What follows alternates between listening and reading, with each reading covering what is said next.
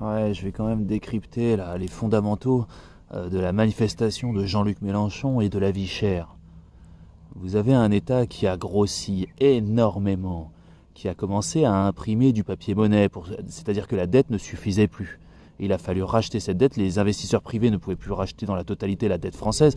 La Banque Centrale Européenne a commencé à imprimer des billets pour racheter la dette et pour financer le service public. D'accord ? Et donc ça a fait un max d'inflation, parce que ne croyez pas, l'argent n'est pas gratuit, dans tous les cas c'est le travailleur qui va payer. Et donc l'inflation est arrivée, évidemment, vous augmentez la masse monétaire de façon extraordinaire, évidemment tout coûte plus cher, évidemment, parce que la monnaie vaut moins. Surtout quand vous importez énormément de biens, c'est ça aussi la problématique.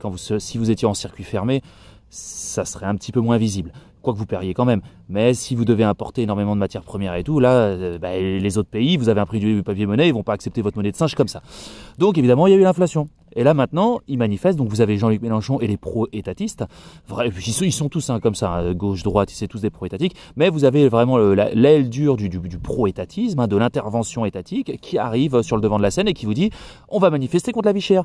Mais ces gens-là sont pour encore plus de services publics et que tout passe par le public. Donc le coût de l'État va augmenter, donc ils imprimeront encore plus de papier-monnaie et il y a un moment où c'est banqueroute. Vous comprenez? Là, vous êtes proche, vous Français, vous êtes proche de la banqueroute. Et le problème, c'est que vous avez, là, je sais, plus de 140 000 personnes qui manifestent pour plus d'État contre la vie chère. Mais c'est ce plus d'État qui fait que la vie est chère, parce que ça a créé de l'inflation, parce qu'ils n'arrivent plus à se subventionner, étant donné que quand vous avez du service public, il se paye uniquement par le travailleur, par l'État. Comprenez-vous ça? Donc c'est vraiment... Et on voit 140 000 personnes dans une incompréhension économique. Là, ce qui se passe est une aberration économique. C'est tout bonnement hallucinant. Ils ne comprennent absolument rien à l'économie.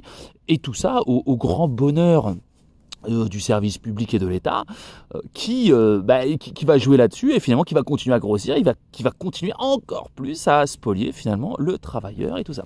Voilà, écoutez, absolument incroyable. En tout cas, j'ai bien fait de m'expatrier parce que les choses ne sont pas prêtes de changer en France et croyez-moi que ça va s'empirer. Un truc de ouf. Parce que vous ne comprenez pas d'où provient le problème.